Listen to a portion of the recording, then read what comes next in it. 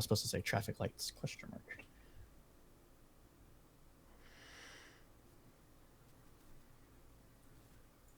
All right. Hey, everybody. Welcome, one and all, to Cypher State. Cypher State is a podcast from the Crowdsource Politics and Crowdsource Tribune network where we talk about foreign affairs and foreign policy issues facing the world today with the kind of analysis only the crowd can provide. Today, I am joined by Tyberius D. Hello. North Countryman. And Joe Tradwick. Hello, everyone.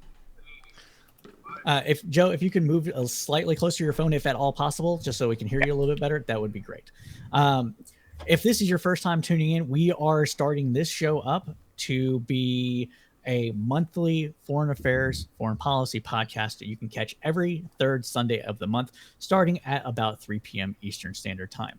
Before we get into the show, I'm going to let everybody talk about themselves a bit, get a little shout out so you can know our audience, our guests, our audience can know the guests a little bit more. We'll start off with Tyberius D and work our way down. So Tyberius, go ahead and introduce yourself. Fantastic. All right. I am a geopolitical enthusiast and I study in economics and political science. Today, I'm very excited to be here because one of my specialties is Western Europe and North America. And we're going to be talking about Germany, the Deutsche. I love Germany. It's great. And so I'm actually pretty well versed in German politics. And so I can't wait to do this episode. Thank you for having me. Oh, hold on a second. Just got to tab back over. Always a pleasure to have you, Tiberius. You are always welcome to be on this show every single time, and whatever else we do, we'll let you know so you can be determine if you want to be on or not. North Countryman, how about you? How about you introduce yourself? Let our audience know a little bit about yourself. I am North Countryman. I am a major political nerd. I've been either studying it or teaching it for about an entire decade of my life.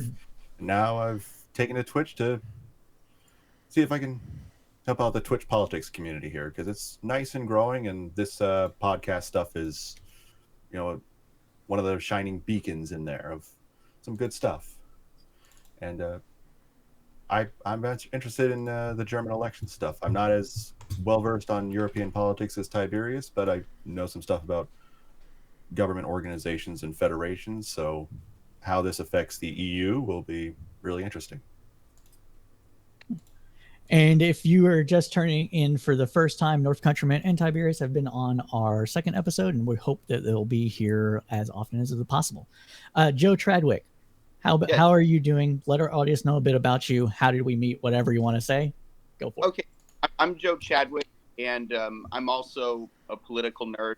I usually like to talk about politics, spend time on Facebook debating or discussing politics in my free time, and I've known Anthony for a while now in a number of different Facebook debate groups, and it's good to be on in real life. And I probably don't know as much about the German politics as Tiberius does, but I will be sure to ask a lot of questions.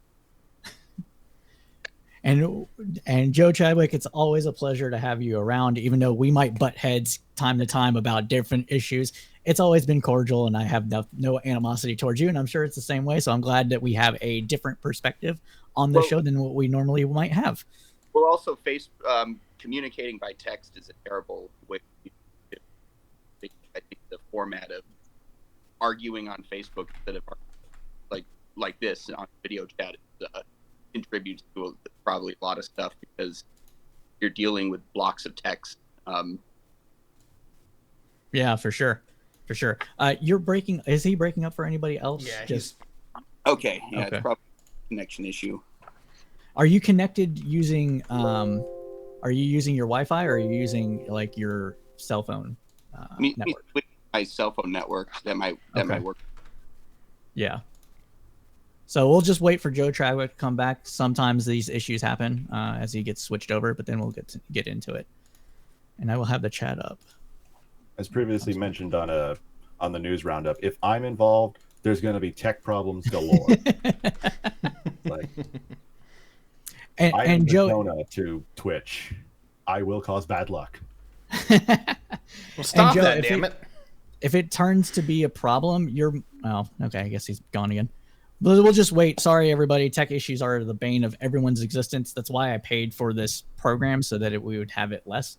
But we'll see how it goes. Joe, before you got disconnected, if it becomes an issue for you, you can turn off your video. A little bubble where your name is will show up, and so we can tell when you're talking and things like that. So if it becomes an issue, am I coming out more clearly? I switched off the Wi-Fi, so. It sounds a little bit better to me, but I'll have to have we'll have to just go and make do with it. It's fine. Okay. No worries about it all. All right. So let's go ahead and get into the show.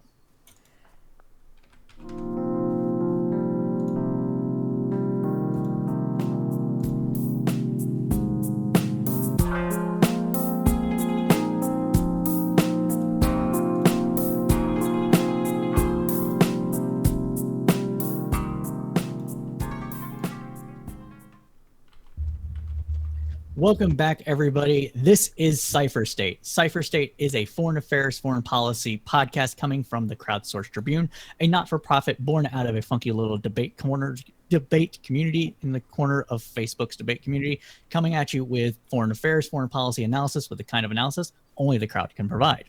As we already introduced everybody, we'll go ahead and get right into the show. Today, we are going to be talking about the recent German elections, what they mean for the EU, what they might mean for America, and what they could mean for geopolitical forces going forward. I think that the first thing that we should talk about is probably giving a brief recap, or maybe even an extensive recap, of what happened since Merkel decided that she would no longer seek the chancellorship back in 2018. Tyberius, I know this is a near and dear issue to your heart. You are very interested in this, and you said that you have a lot of background information. So I'm going to head and turn it over to you, and you can take this part over. So please go ahead. Absolutely. I want to start with a little bit of context for our viewers because some of them might not know exactly what how big of a deal this is. Angela Merkel was chancellor in Germany for the better part of 16 years, right? And this is pretty, I'm not going to say it's unprecedented, but it's been a long time coming in some regards. Now, she was incredibly popular. She had approval ratings of, over 80%. Or around that. And even at her lowest point, even though, political partisanship and all that, I don't think she ever dropped below 60. So, during this entire time that she has been in charge, she's actually tried to step down 2 or 3 times. But the people that were always lining up to take her place, they got through the preliminary rounds and they were going to have it handed off to them. And then they're just like, whoa, they got to look under the hood, and they didn't like what they saw. Now, I have a whole video on this one over on my channel if you want to check that out. Why looking under the hood of Germany is scary as crap. But shameless plug. Getting into where this is now is that Angela does not want to be the one who is caught holding the bag when Germany goes to hell here in a couple years. That's why she's stepping down. Now, when she stepped down, her major party, the CDU, which is like a center-right party in Germany, largely lost a significant portion of its popularity, and the 2 biggest rivaling left parties, that being the SPD and Die Grünen, which is the Greens, they both picked up combined almost 11 points. And that is a huge swing for a country that has 6 major parties. I'm going to stop with that because I can literally monologue for a while, but I think that gives a little bit of context. For sure. I do thought it was interesting that it seemed, and people can correct me if I'm wrong here, but this is just my perspective of this, is that the CDU also has you could call it a sister party in Bavaria. It's the CSU. Am I getting my acronyms correctly? Is it the CSU? It is the CSU. It is the okay. Yeah. I can't remember exactly the euphemisms here, but it's the Christian Democratic Union for the CDU in English, and then the Christian. It's like a Christian Bavarian Union, but it's basically just partnered to it. Yeah, and the CSU seems it's a party that exists specifically because Bavaria has very strong ethnic identity, and from what I've been reading over the last 2 or 3 weeks, it seems that they are also kind of a bit more conservative than the CDU proper. Am I wrong about that, or is that a good reading? You are absolutely right. And the basically the way that we want to describe Bavaria is that it is often described by the Europeans themselves as the Texas of Europe. Is that while they usually have their own particular thing, is that everyone knows Texas has its own thing here, even though they're part of Greater America. Bavaria has that kind of thing going for it. And to set the scale, and I don't want to throw Bavaria down on its own well, but they have a particular blend of politics that is both interesting but also scary, because this is the birthplace of National Socialism. This is where Hitler and his a lot of his cohorts actually came from, not necessarily like personally, but where the ideology took root most of all. Munich, Nuremberg, that kind of thing. Mm-hmm. And so this area operates a little differently than the rest of Germany and the rest of Europe as a whole. And thankfully, AfD hasn't taken root there, but it is significantly different compared to what we see normally. And for people that do not know, AfD is alternative for Germany. Yes, alternative for Deutschland. Yeah, for Deutschland. Yeah.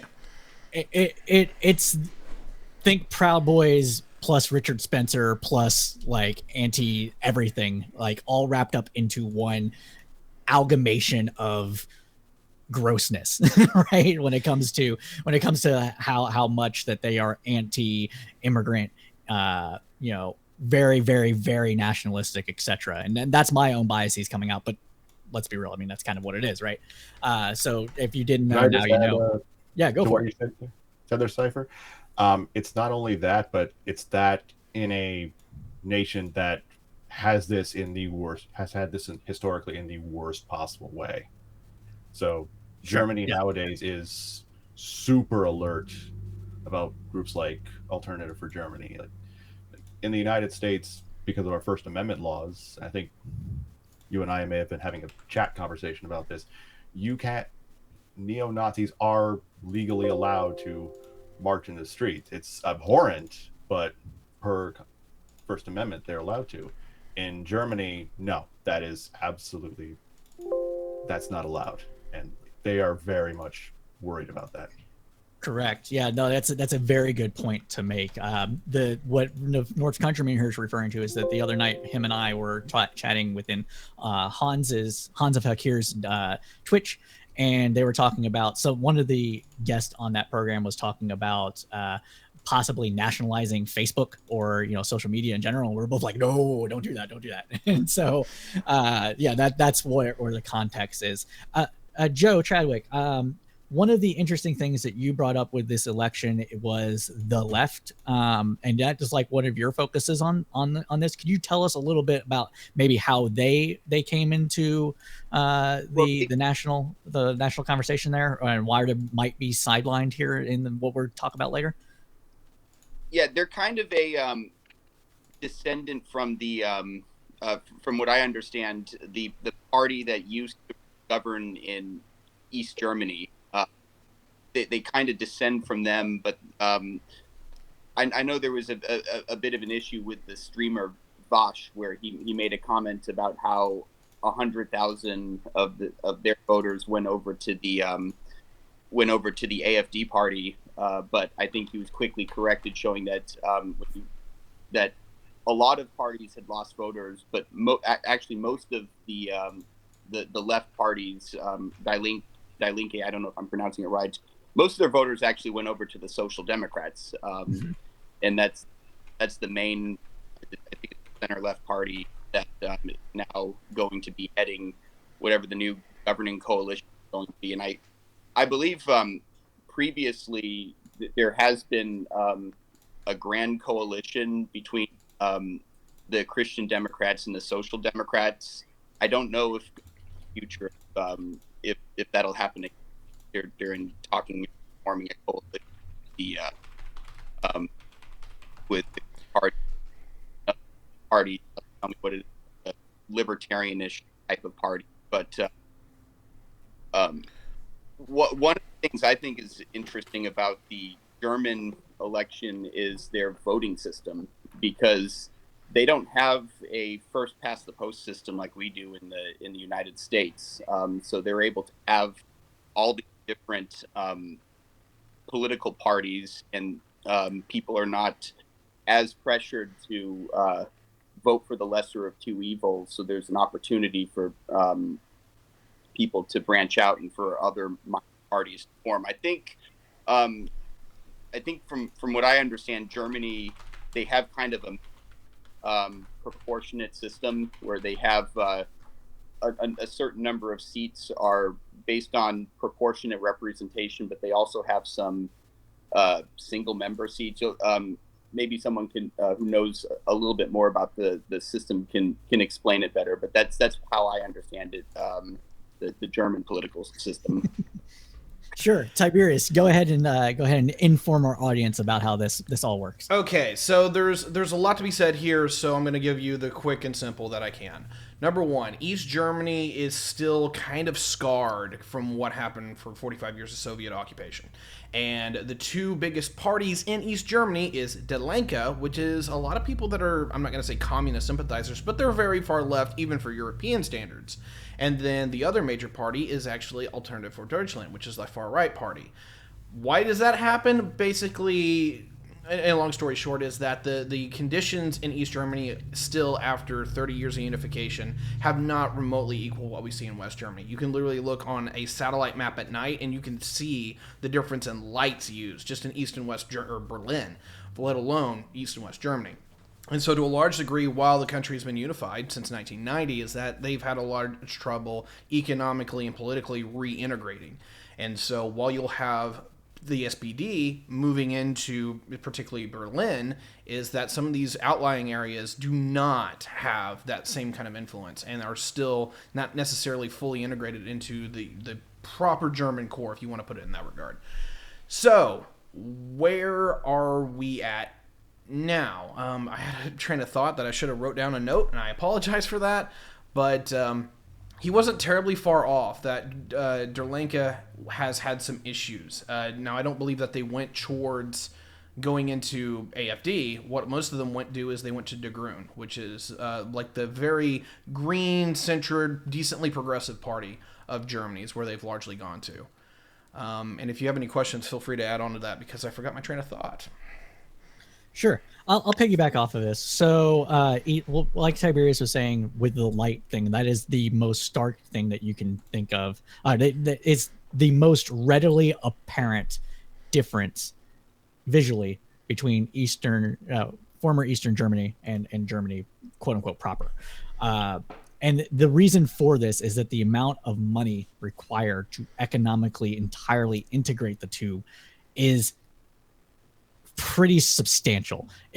Think of the giant lifts that we took during the Great Depression in order to electrify rural America, and multiply that by 10, and that's how much economic direct investment is needed for Eastern Germany.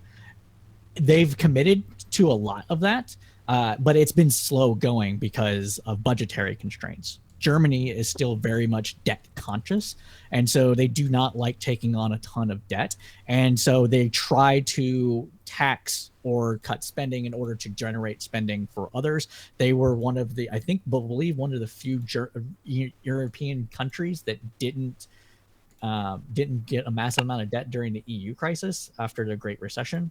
Please correct me if I'm wrong on that, but I think that is correct. And so they're very fiscally, what conservatives would call fiscally responsible in the United States. And so that is very important thing to note. And also to what Tiberius was saying about the left going to the Greens, you could say that the Greens in Germany are like what AOC would want the Democratic Party to be in the United States, but I wouldn't compare them to the Green Party of the US, simply because the Green Party in the US is, at least in my opinion, pretty fickle and not very well organized. But the Green Party in Germany has had representation pretty much since its founding within their house, their legislative body, and they've actually gone into multiple government agreements between the different parties, either on the local level or even on the national level. I remembered one of the things I wanted to add in on, and that was when it comes to how the German government works, is that it's very different and a little interesting, and that it's a parliamentary system like what we have in Britain and most of actually the developed world. But one of the other things that that they have that's significantly different is that it is a proportional representative system with with representative actors, and it's really weird. So, in a nutshell, what this is that they have MPs or members of parliament, which is actually their Reichstag, that is elected from their constituency. But they also have party membership awarded based on how many votes the party gets. As long as you get at least 5% of the vote, you're entitled to get at least some level of representation in the Reichstag. Or it's actually the Bundestag. Pardon me. But anyway. Bundestag, yeah. Old words. Go ahead. And I'll on top of that, that's probably the main reason why there's a difference between the Green Party and Germany. You're breaking up really bad. You're gonna have to repeat yourself, okay. Joe. All right.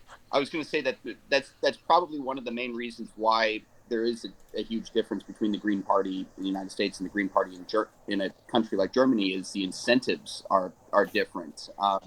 In the United States, anyone who is serious about wanting to get elected into government has to run Democrat or Republican. In a country like Germany, parties like the Green Party do have a chance of getting into government, and so they probably are able to attract a more professional crop of people because there actually is a pathway in government, while in the United States for third parties there really isn't viable. I would say that's probably more accurate than inaccurate. I don't 100% agree with it, just because I know some of the candidates that have ran for Green Party as official Green candidates in the United States, but that's definitely a huge issue between if we're trying to compare the two. I think we've talked a bit about how the government is set up itself. I think it's good to talk about now. Go ahead, North. What's up? We mentioned lights previously in the Green Party. Do we want to use that as a jumping off point to talk about traffic light? Yes. That's what I was going to do. So if you've noticed, this episode is called Traffic Lights ?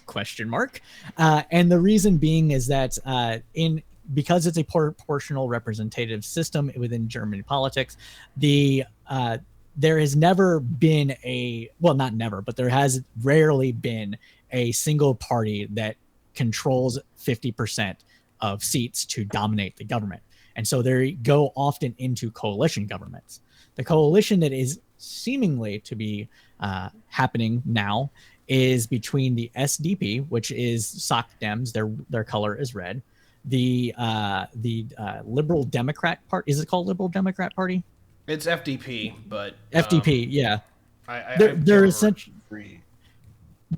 They're the most Free Democrat, right? Free Democratic Party. That's what it is. Free Democratic Party. Thank you, North Countryman, for that.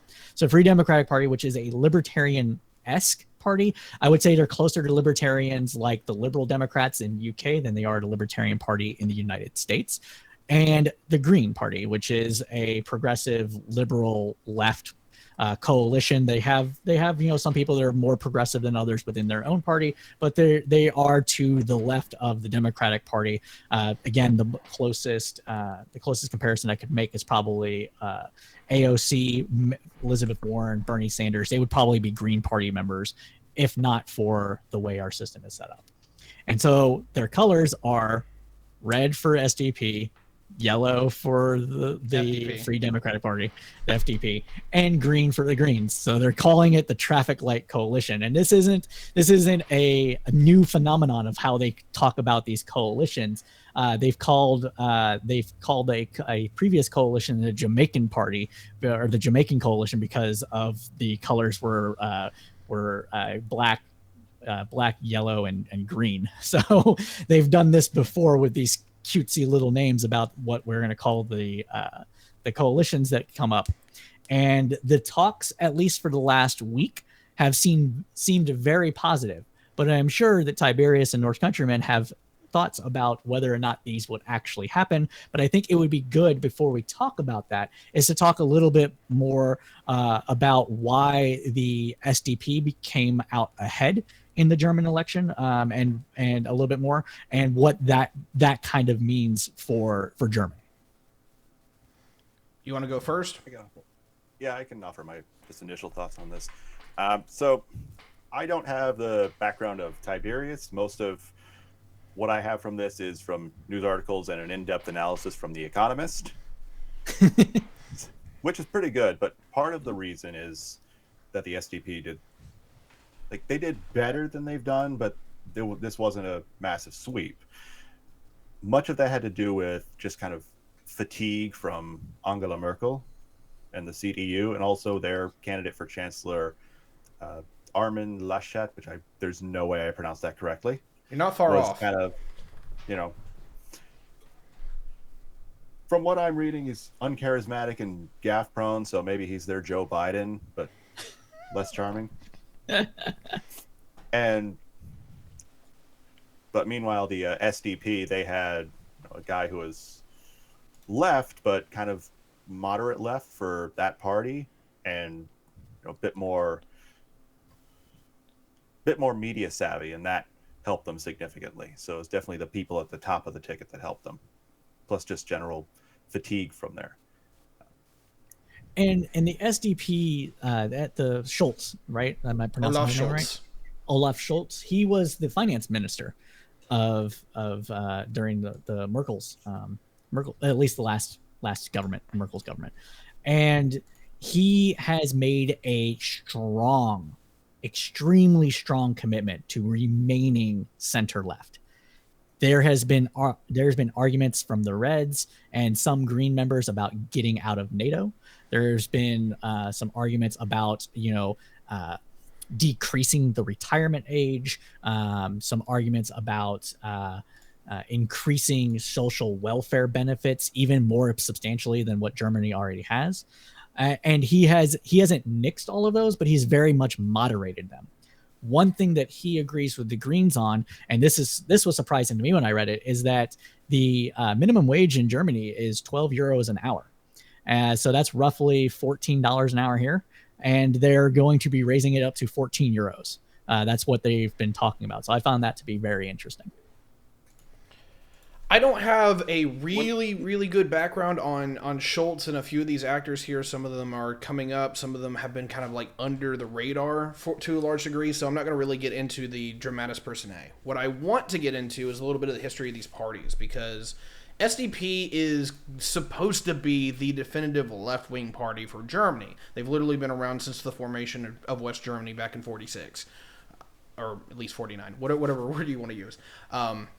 So, in a nutshell, is that SDP is supposed to be the party. Now, this might be the American in me talking, but it is very concerning for SDP in some regards how much the Green Party, which is basically their ideological counterpart and rival, has able to pick up. They both picked up almost 50 seats, or just over 50 seats in the Bundestag, and they picked up about 10 or 5 points each, respectively, in votership. Now, that's good if you want to build that coalition together, but if they're actually going to have a conversation on who's the proper left-wing party, this is the thing that I'm concerned about with this coalition going forward, is that they're going to have to actually chat about what they agree on, which they agree on quite a bit, and then push it forward, and then they have to sell that to the voters to vote for them again. And one of the big things that I'm really concerned about with this particular coalition, if it were to form, and I said this on my own episode, is I don't see it lasting a full term. I think sooner or later the SDP and the Greens are going to have some serious issues to reconcile, in the fact that they still need to go to the voters and say, I want you to vote for me, not them. And that's going to be very interesting to see how that shapes out, and I think it'll kill the coalition in time, but I could be wrong. I think that's a fair concern. Joe, please go ahead. It is where the Overton Joe, you're gonna have to come closer or something. You're just breaking up way too much. It is interesting where the Overton window is in the United States in relation to Germany, because some of the ideas that are considered centrism by German standards, or that are pretty mainstream ideas or policies in Germany are considered left wing in the United States. So I do think when we do say that a party is considered moderate by German standards, it is, I think it would be interesting to compare German politics to American politics and what is considered centrism or left wing or right wing between each, because I know there's differences and there's also differences in where the parties stand on the issues between the United States and Germany.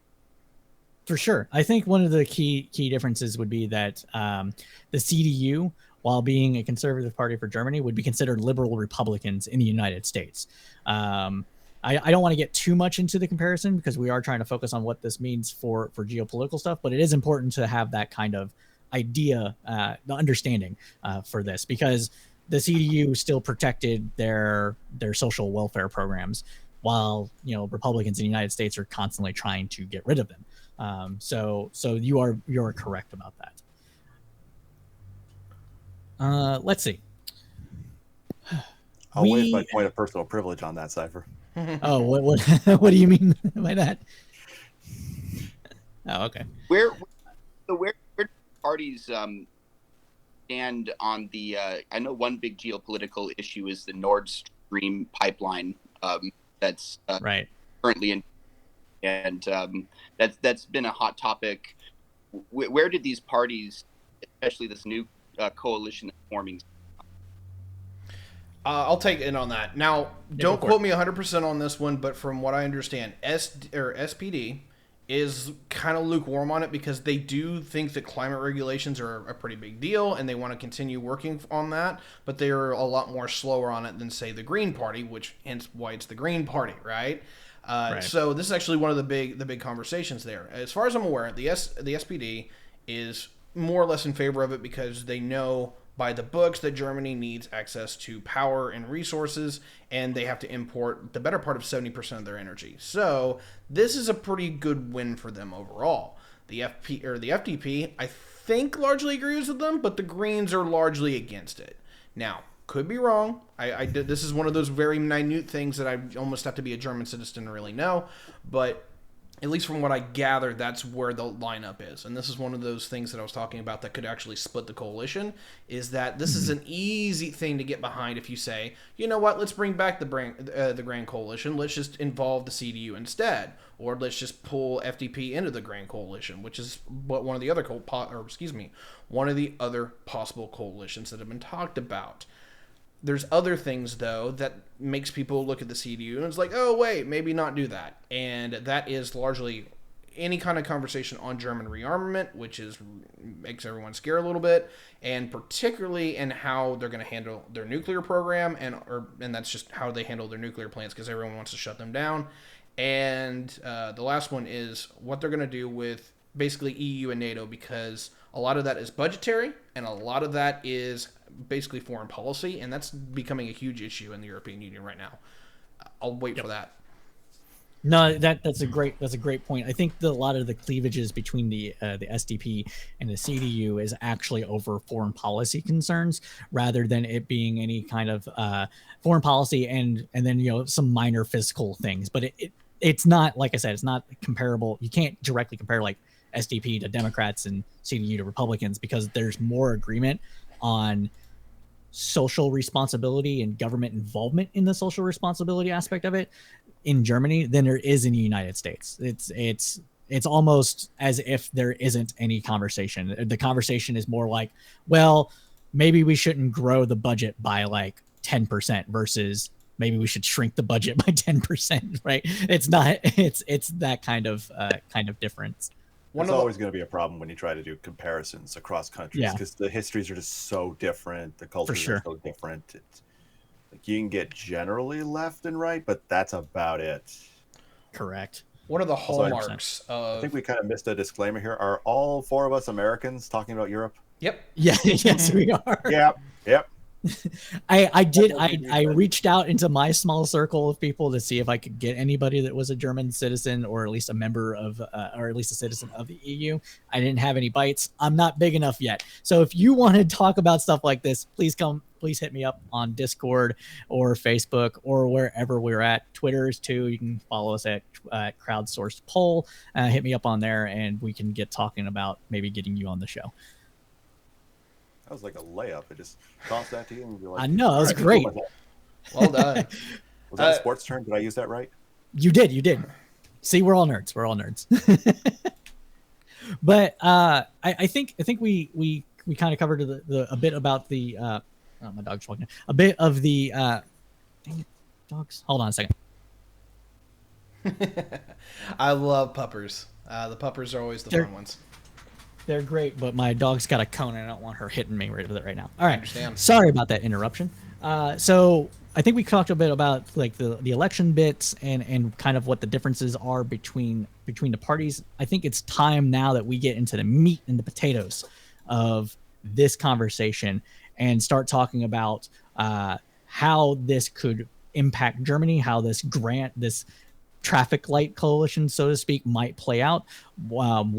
Get into more about for Tyberius why he believes that this coalition won't last, and how this can impact geopolitical space in EU and beyond.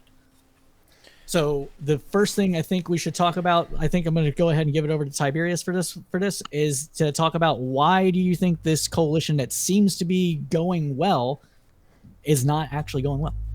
Okay, so kind of address this a little bit. There are some idiosyncrasies between the parties, and I largely talked about it as in, are these two parties that are not necessarily completely similar, but similar enough, are they going to be overly competing for votership? And I think the answer is yes. But here's something I want to completely throw into reverse on here, and that is the SPD has very strong working relationships with the CDU. And on top of that, the CDU was the second biggest party working out of this election, even though they used to be the biggest. And so what you're going to do is you're openly going to tell a lot of right-wing voters, hey, you didn't vote for, hey, you didn't get to be represented in this. So they're going to want more representation the next time they go around. Now, if they partner with the CDU, a lot of those more moderate people that would be very easily swings will largely not worry too much if that is the partnership. You got the working relations, you don't have voter swing, that kind of thing. But if you do have the SPD go for a more left-wing government, the problem is that the right's going to feel alienated, and I don't even want to talk about the enfranchisement of AfD. But on the other side of that is that anyone who is going to look at SPD on a favorable side as being a moderate, they may decide, you know what, next time I'm not voting for SPD, I'm voting for CDU, or they're more likely they're a little bit more left and they're going to vote for Green. The SPD can literally shoot themselves in the foot, and I think anyone who realizes that knows that they have to play it in a very particular way, and I think that is literally going to be the big issue with this coalition going forward. They have to show themselves that they're different enough from the CDU, that they're the left-wing party, while also showing that they're, more moderate and contained, that they're not the Green Party. And that might give them a complete crisis in how they're going to deal with this further. No, I think that's a great point. And I think the part of the reason why they completely rejected the idea of having a red-green coalition, basically SDP, the left, and the Greens, is to assuage the more right-leaning constituency of Germany from not feeling completely disenfranchised. While the CDU has a very big block, and this needs to be stated outright. SDP got roughly 25% of the vote. CDU got roughly 24% of the vote. We're talking a 1% difference, or not even a 1% difference, because there's like point something or whatever difference between who makes up the governing coalition and who doesn't. And that's why there was these grand coalitions in the past, because they did represent 50 to 60% of the German population in raw voting terms. And so by pulling in the Free Democrat Party, I think that they are able to serve as a check on their more left-wing on their more left within this SDP and also be kind of the yellow light. We're going to just go with this analogy. It's going to be beaten to death by the end of this, but it serve as a yellow light from going too far to the left or too far for being fiscally, quote unquote, irresponsible and the like there. And I think it's a very interesting thing because even in Europe, European countries in the UK, the Liberal Democrats or the Libertarian-like party, while being more socially liberal, is fairly consistent in their ideas of what is and is not proper governance in terms of fiscal and foreign policy. Now, correct me if I'm wrong. I do think Germany has a what's called a constructive vote of no confidence system, where if this coalition ever does fall apart, because most parliamentary systems, they're able to change their government with a vote of no confidence, which from how we do things here with impeachment, that whole process. But I think in Germany, they can't just do a vote of no confidence unless they have a new government ready to take the place or a new coalition ready. You'd have to, I don't know the specific details, but I think they have a system in place in Germany to prevent the kind of chaos you see in other parliamentary systems where they just do a vote of no confidence and they don't have a new coalition government ready. We've seen that with some of the multiple governments in Israel where Right. they constantly have I think Germany has a system where they have to have a new coalition ready in order to vote out the current one. I believe that is correct, but I would have to triple check really quick. So I'll do that now. While I do that, North Countryman, what are your thoughts?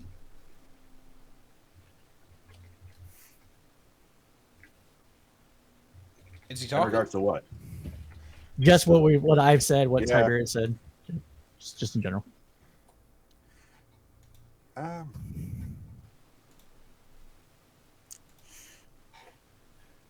think kind of one of the key things that Germany needs is like they need stability, not just for them but also for Europe, because in terms of the European Union, they're kind of they're a little bit the heart and soul of it.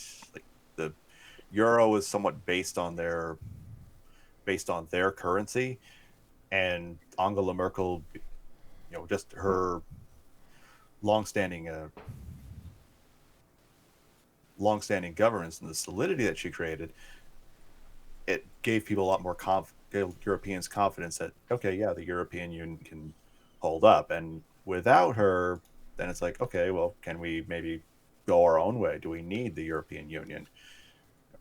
And with nightmare scenario, you also have Russia trying to be a bit more assertive in what they want to do, and they represent kind of an alternative to the European Union. And I've said this previously, you don't want to have authoritarian capitalism be seen as a viable alternative to liberal democratic capitalism, which is mostly what you get with the European Union.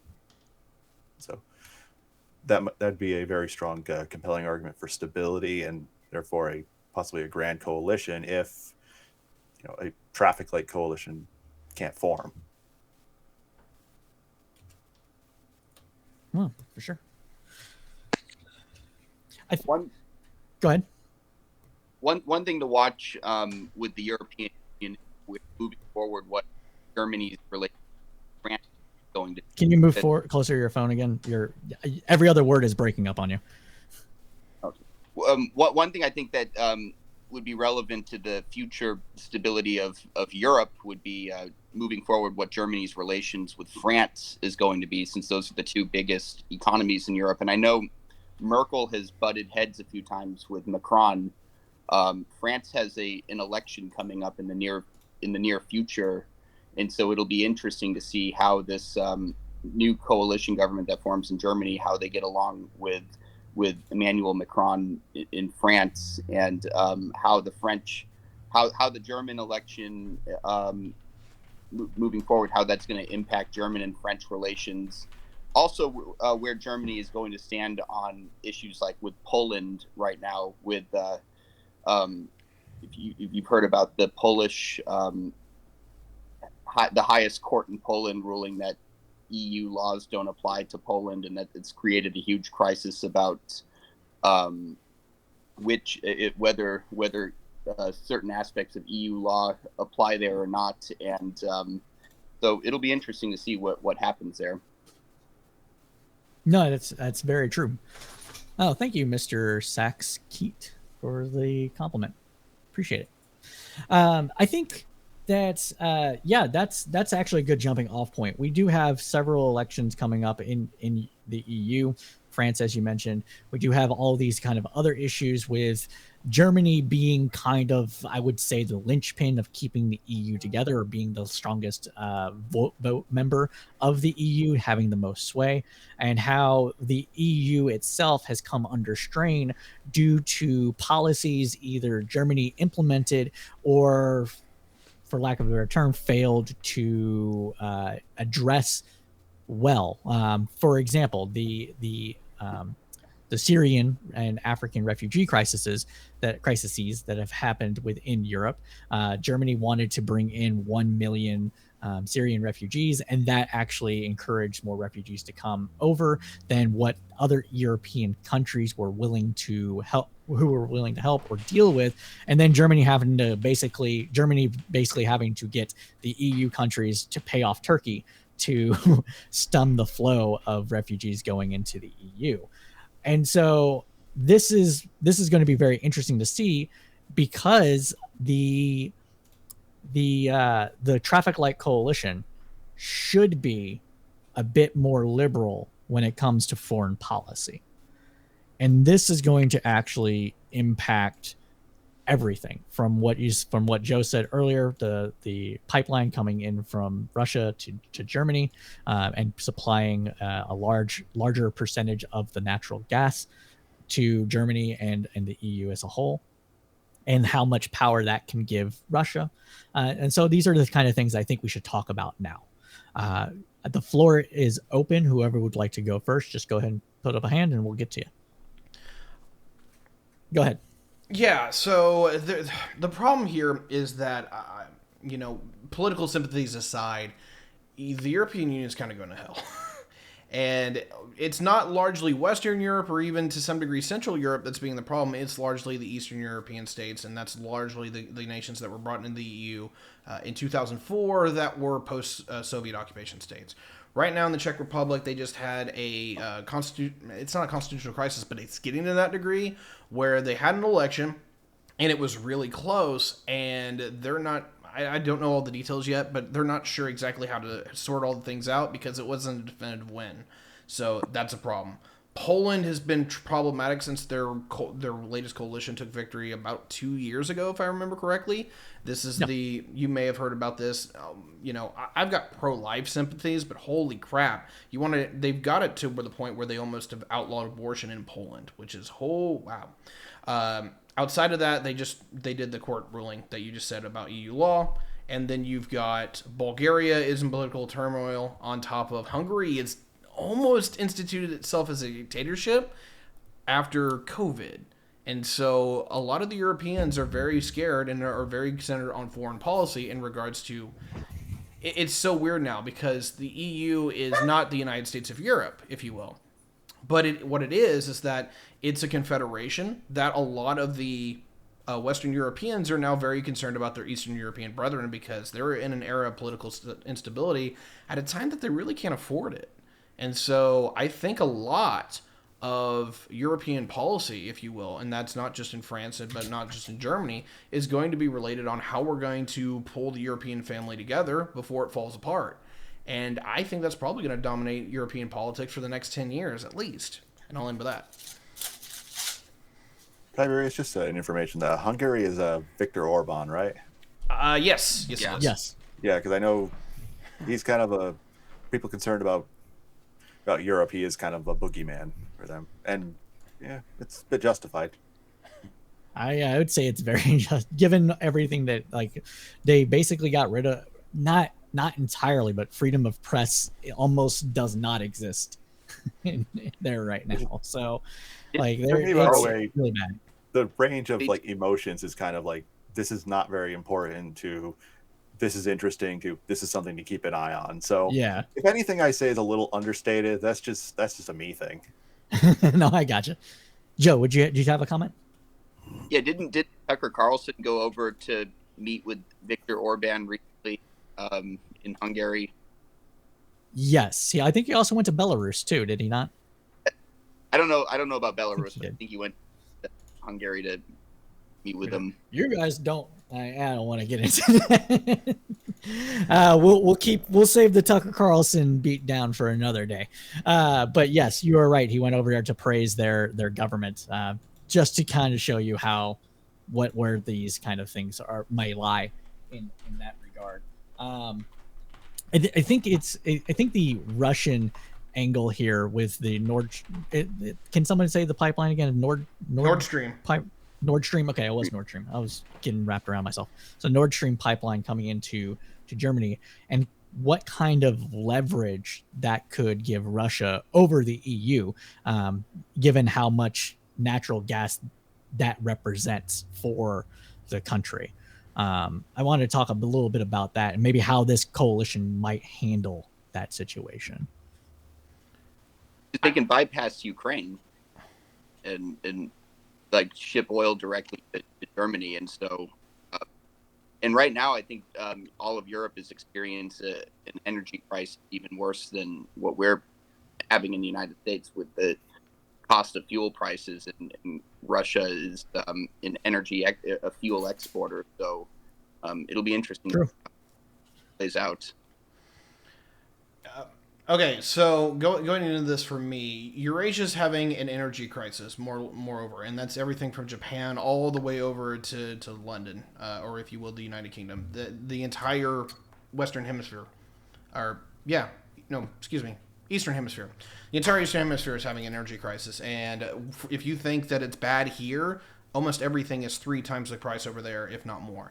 So I'm going to table that part. What is a concern here, and a little bit of backstory, is that post-Soviet era, a lot of the oil and natural gas pipelines, and Nord Stream 1 and 2 are both natural gas pipelines, for the record, is that to a large degree, this was all just funneled out of Russia, so that you had a particular line, it went to Ukraine, it went to Belarus, maybe the Baltic states, and then it would go into the periphery beyond, Czech Republic, Poland, and then there was usually only one line that led to Germany, and it went to Dresden.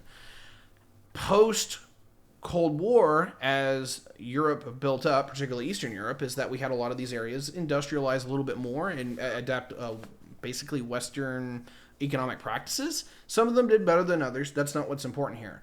What they did geopolitically is that they tied all of their networks together. So if the Russians were pissed at the Ukrainians today and they were still exporting to Belarus, Ukraine could get anything that they wanted because they were now tied into the network from Belarus or vice versa. And so they interconnected the network, and it largely stymied every political advantage that the Russians had economically and geopolitically, unless they wanted to shut down the entire system or they wanted to throttle it.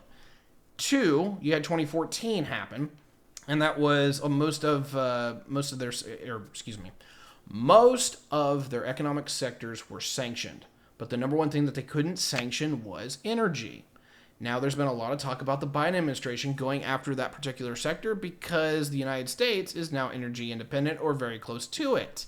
And we don't exactly like the Russians. So, long story short, you have the Americans wanting to get involved with this. You have the Russians, which have got, if it's a direct line, which it is, to Germany, they have direct leverage over Germany. And the last time that kind of thing happened, Molotov-Ribbentrop Pact, anyone? Third is that you have German domestic concerns, which is both demographic, economic, political. Yeah, this could literally blow up on everybody's face, and I'm not excited to see where that one goes. I'll end with that. No, that's very true. The fact that this can blow up on everybody's faces is of utmost concern. For me, I think what is specifically with the Nord Stream pipeline is concerned is that because of the amount of, I'm sorry, Joe, are you trying to break in? Okay. Oh no, sorry. It's all good. But for me, what I think one of the things with the Nord Stream pipeline is concerns is that it represents such a large percentage that if Russia at any point decides, I'm just going to cut that off, we'll suffer a little bit economically. You're going to suffer a lot economically for this. We can just, sell the natural gas to other people, or, keep it in our reserves. We can weather that storm. Can you? You need this to heat your homes. Do that in the middle of a severe winter. It's going to have problems, major problems. And that is one of the things that the quote unquote neoconservatives in the United States are having a large concern with Germany relying on Russia, Germany and other European states relying on Russia for their energy, rather than trying to import it from either the United States or developing their own energy. Fossil fuel energy sectors themselves using American technology, is that they're worried about this as well. So, and it's a valid concern. I'm not trying to downplay it here or anything. I think it's a very valid concern. As a neocon in the States, I can confirm that. Yeah, you don't want. Yeah, it's like you don't want you don't want grandma freezing in the winter. So this is kind of a thing where no, you don't want someone to have total control over that. So if they don't like it, they can just twist your arm a little bit. It's not good.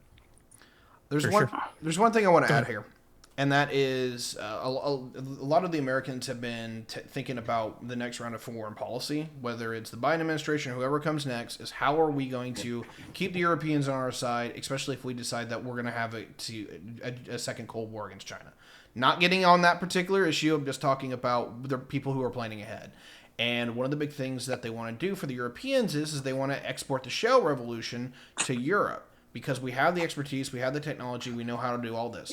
Europe has been largely resistant to even thinking about it because they are largely a lot more green than we are. However, the real interest here is that if the Europeans do have an energy crisis, particularly this winter, which it looks like they're going to, then yeah, they might change their tune a little bit, because it always sucks when you have to spend a crap ton of money to pay for your heating and gas. So, long story short, here's the problem with Germany in particular. They have nothing to exploit here. Almost everywhere that you can tap into is either in northern France or the old oil fields of Romania, Central Europe, Central Europe, and to some degree Western, and that's largely the French-Belgian border. Germany doesn't have that. Germany has two things going for it. One, it has incredible access to wind throughout the northern part of the country, and so that part of the green energy revolution works for them. The other thing is that they've been doing this wrong, and I have a hell of a problem with this, but they've been shutting down their nuclear plants. That is the major thing they can do to turn this around, and they're walking away from it. So yeah, I'm very concerned. I agree with that 100%. Joe, did you want to break in with this talk about the energy situation here? Because I know you're a bit more progressive than the rest of us. Well, yeah, I was having issues with my camera. Can you see me? Or yes, we see you fine and everything's good. Okay. For some reason, it's not. Okay. I'm actually pro-nuclear energy. I know a lot of people on the left are anti-nuclear energy. I don't see a major problem with using nuclear energy as an energy source, so I'm fine with countries using that as long as they're not on fault lines or in the path of a tsunami like with Fukushima. Sure. But and as long as you don't have a Chernobyl type situation, I mean, they have to be well managed and well maintained. Yes, I do think that would be a good path moving forward, is to develop more green energy infrastructure, something we're very far behind here, but also it would be good there as well. I think in the immediate future, Germany is still going to be pretty reliant on Russian natural gas, as well as a lot of other countries in Europe, and that is a form of leverage that they have, as that Russia has as a gas exporter, even now more than before when gas prices had plummeted. I also think it'll be interesting to see what OPEC does, since they had cut production previously, and I don't know if they're if they're going to change that policy, if they're going to start allowing more production in the future, but we'll have to see. Hopefully they do. No, I think one of the things with OPEC, and we could talk about this a little bit because it does impact EU, especially with their reliance on imports for all things oil or all things fossil fuels, is that they're trying to recoup a lot of the money lost to COVID. So I don't see them, upping production much. I see them maybe easing on the cuts that they made over time, but I don't see them ramping it back up until middle of next year, personally.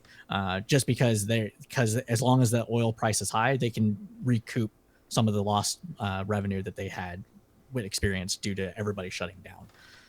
So that's just one part of it.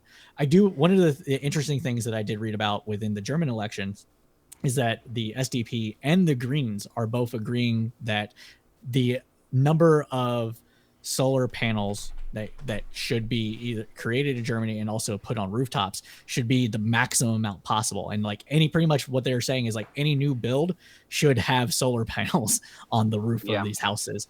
And another thing is that the Greens are more anti-nuclear than SDP. So just Tiberius's thing, I think that is another wedge issue that we could possibly see, especially if Russia gets froggy and decides to cut off access.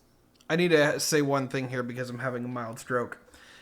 I love Germany, but the biggest goof up that they've done in the last 20 years is that helping out wind absolutely works for them. Their solar program, they've spent somewhere in the order of €1 trillion on it, and it makes 7% of their electricity generation. It's supposed to be enough for 120 of their peak demand. Why is that a problem? Why is there such difference? Two things. One, all of Germany is north of Chicago. Number two, and more importantly, you know how you hear about England and it's always raining and it's always dreary and whatnot? That rain band, that weather band, goes right over northern Germany. It's the exact same one. It doesn't shine in Germany. And the only place where it does is when you're in the Alps.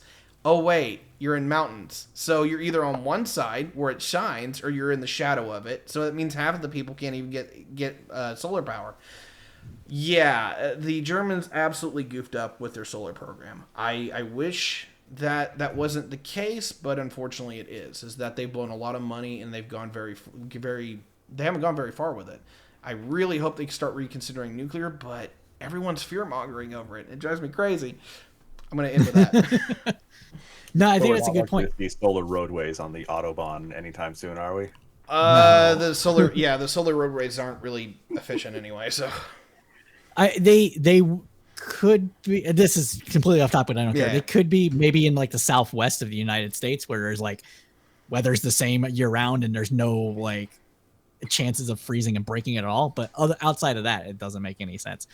We do have a comment about nuclear energy and what we're talking about here, and this is an opposition to everything that we've said here, is that being pro-nuclear means you don't recognize the full energy cycle of both mining uranium or transporting it for refinement, transporting them for processing, transporting it again for usage, and the level of nuclear waste most often gets put in the backyard of low socially economic communities on the this is in the U.S. sense southern border, and I think those are good. Those are very well laid concerns. I think it misses some of the stuff that we've discovered that we could do in the last 10 years. One of the things is that there's the ability to do a 100-mile burrow hole on site of a nuclear power plant and basically encasing it with reinforced lead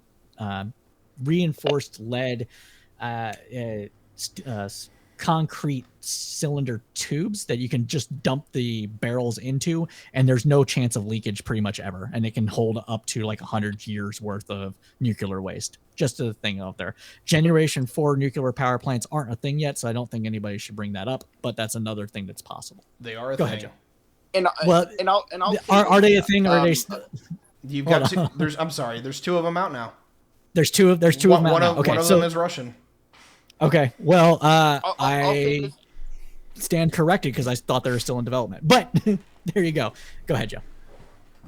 I'll say this. I understand where the anti-nuclear people are coming from, and nuclear energy does have its flaws, especially dealing with nuclear waste.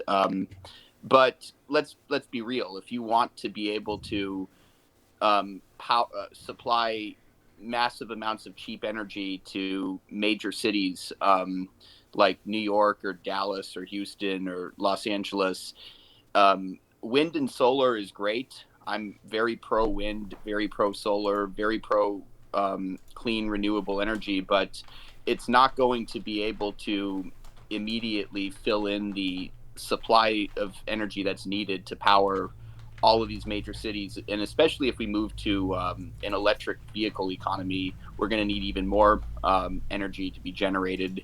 And nuclear is the best way to generate lots of cheaper energy that doesn't create fossil fuel emissions, which is causing the greenhouse effect and causing climate change. So I mean, it's not perfect, and yes, nuclear energy has its flaws, but if we want to be able to continue to have the cheap energy,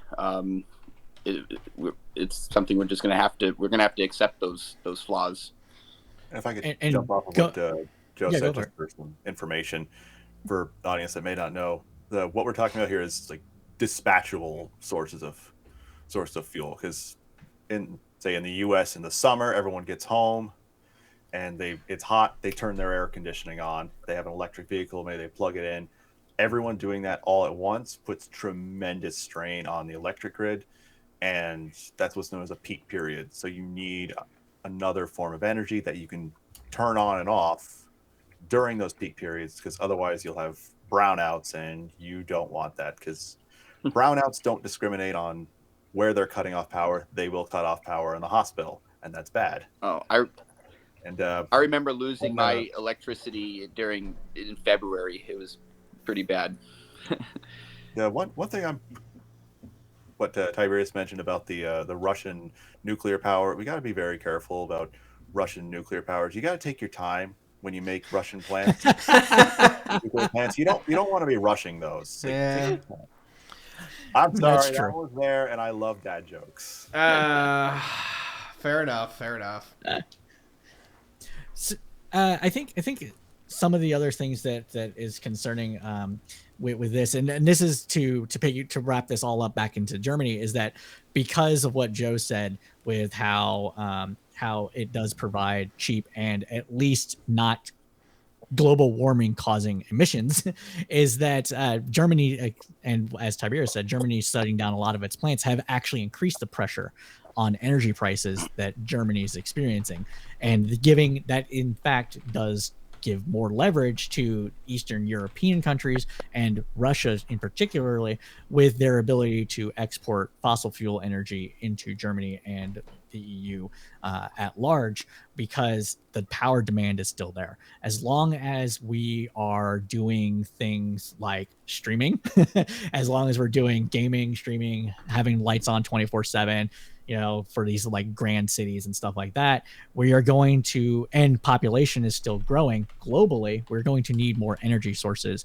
And eliminating energy sources without the ability to store power, which we're not there yet for a lot of green energy. We don't have the battery capacity to store it, to what Norse Countryman was saying. We are going to need to rely on some other sort of energy production, and nuclear energy seems to be the best one. Maybe natural gas is good if there's like tight controls and regulations. But that's where I come from on this too. So that's to bring it back to everything that we're talking about. We've been streaming for about an hour and 10 minutes. So what's our analysis here? All right. The Traffic Light Coalition, like Tiberius said, he's pretty confident that it's not going to remain together if it comes together due to overlaps. But do you think that it will come together at all? And if it lasts for, let's say, a year, maybe 2 years or so, what do you think that impact will have on Europe, seeing this kind of left to center left coalition being governing a major European power again, which we haven't seen for since who was before Macron? Not before Macron, but Sarkozy in France. Oh, I can't remember. I can't remember most of the French Well, there's presidents outside. Francois Hollande. Yeah, Also, Francois has, but Sarkozy, or I'm butchering his Sarkozy? name, but that's who I was talking about. Sarkozy, Hollande. I think it was it. No, Jean Chrétien is Canadian. I'm going back to De Gaulle. Let's just go. You would. No, but we haven't seen this for at least in the last 20, major center left and center left coalition governing a major European power. Sarkozy somewhat is kind of a weird social democrat kind of person in that. So he was, but aside from that, they haven't seen much. So let's talk about that. Francois Hollande was a socialist. Well, he was part of the Socialist Party. Now, some would argue that he didn't govern like a socialist, but that was his my point. party, yeah. But I think going forward, looking at the issues that caused Merkel and Macron to butt heads was a different idea on what the role of Europe should be and whether Europe should become more of a fiscal union instead of just a monetary union. And I think that was one of the big issues that divided Merkel from Macron. But I don't know if this new governing coalition that's forming in Germany is going to be more open to the idea of the EU becoming more fiscally active, spending more money, pushing less for austerity, which is what Merkel was known for, especially with how she handled Greece back when Greece was going through its economic crisis. I don't know if this new government is going to take a different approach to those issues and is going to be less inclined to pressure a lot of countries, especially a lot of countries in Southern Europe, to adopt austerity policies and pushing them to cut their budgets in the middle of an economic crisis. I am so glad that we had this episode today, because yesterday the news dropped that if traffic light forms, the leader of the person who's in charge of their budgets, I can't remember what they call that, forgive me, the person tapped for that is FDP's Christian Lindner. He is a market liberal. He is huge on having zero tolerance spending policy. He's incredibly into austerity.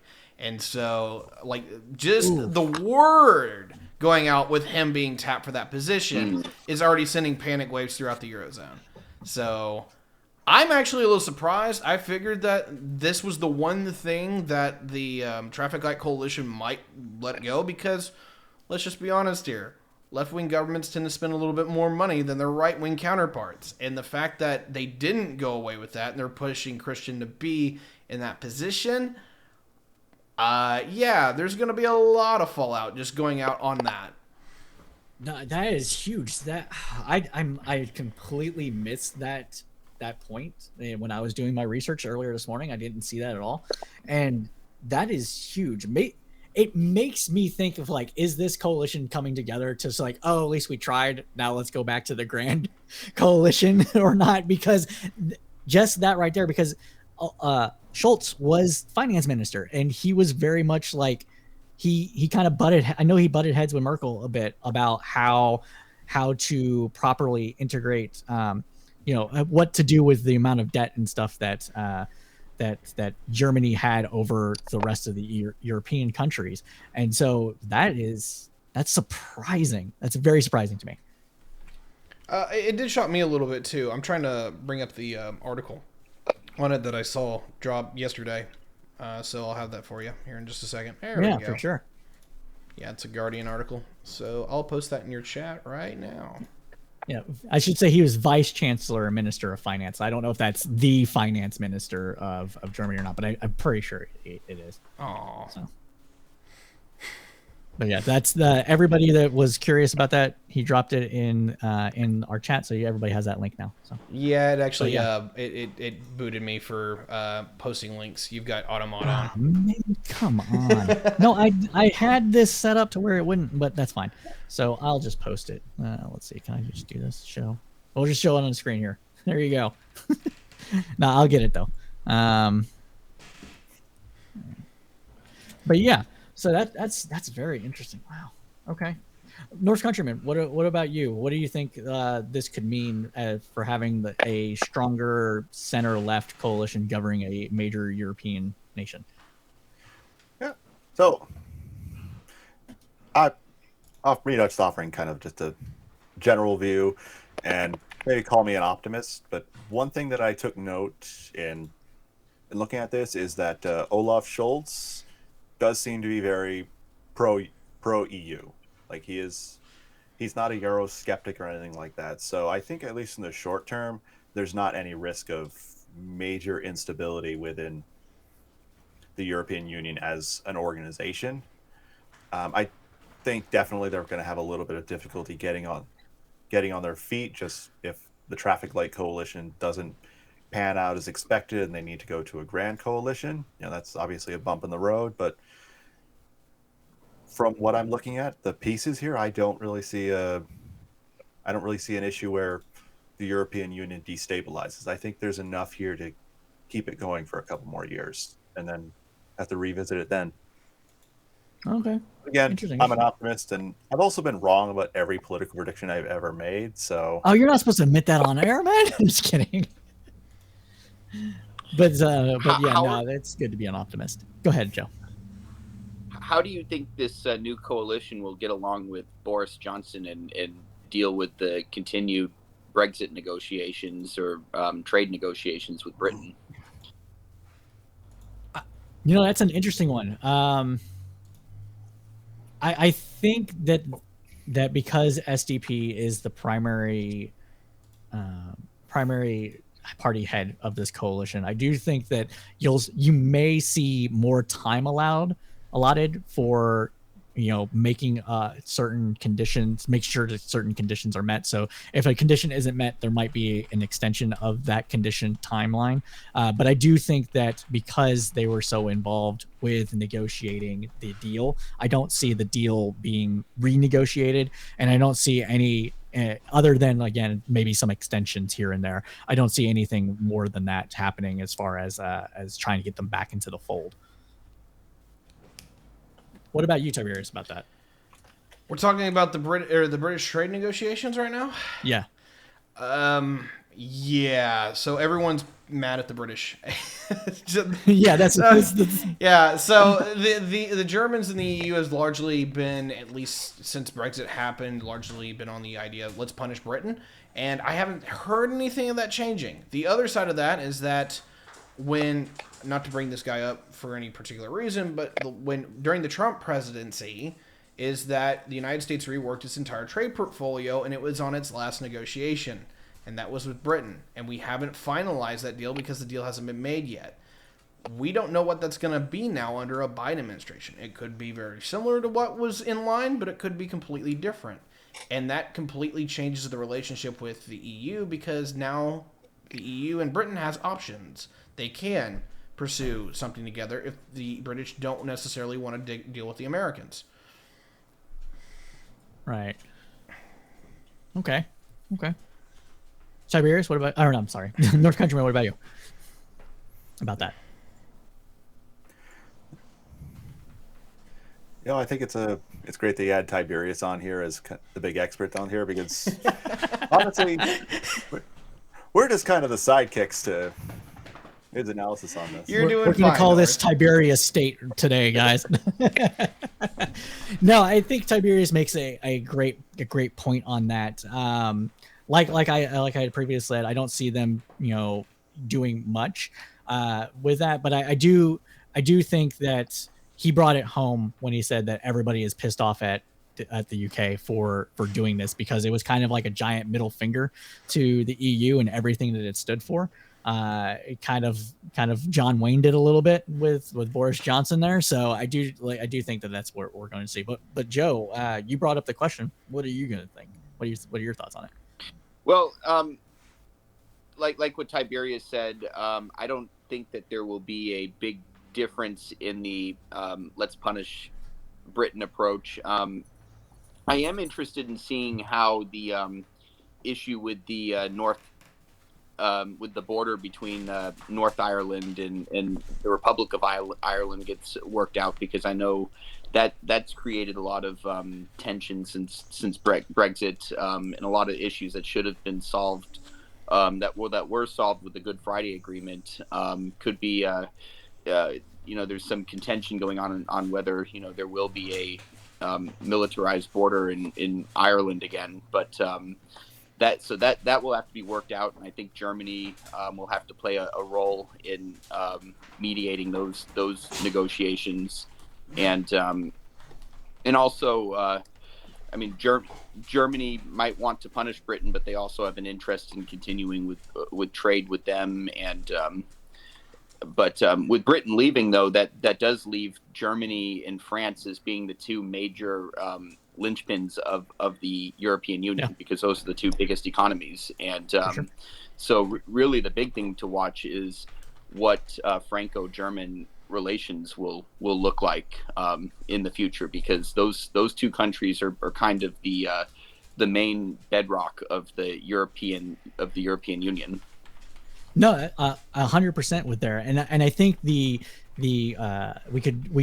probably should soon-ish do an entire episode talking about the possible reestablishment of a hard border between North Ireland and Ireland, and so that's a great point. I think that we are actually at time now, though. We've streamed for about an hour and 20 minutes, and that's where I like to keep it to. So everybody, thank you so much for coming on. Greatly appreciate it. Tiberius, we'll go with shout outs again, so go ahead and start off with the shout out.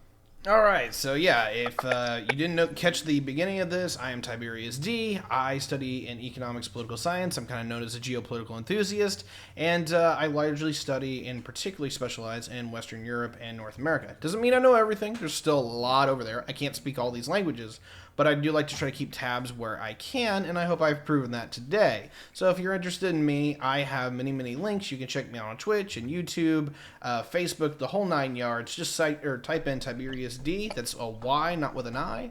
And I'm pretty easy to find, so I'd appreciate you coming around. All right, thank you, Tiberius. North Countryman, please go ahead and shout yourself out. I'm North Countryman, and I do know everything. So I mostly do my stuff on Twitch because I kind of like the live aspect of it, and that's something I'm trying to be better at. That is where most of my content is. I am trying to do more and stream more regularly. But if you want to find me, it's twitch.tv/NorthCountryman, North with a 0. And Joe Chadwick, please go ahead.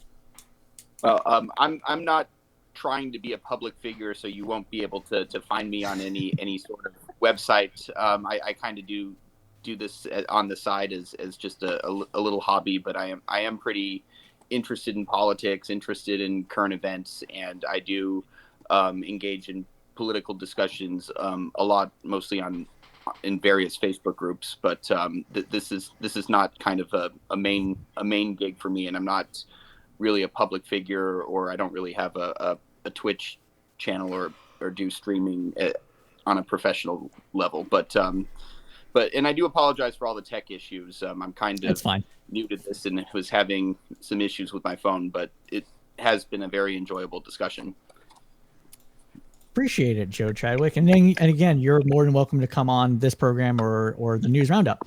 So we'll go ahead and call this. So Everybody, thank you so much for joining the program today. We appreciate it. If it wasn't for our audience, we would just be a few people shouting into the void that is the internet.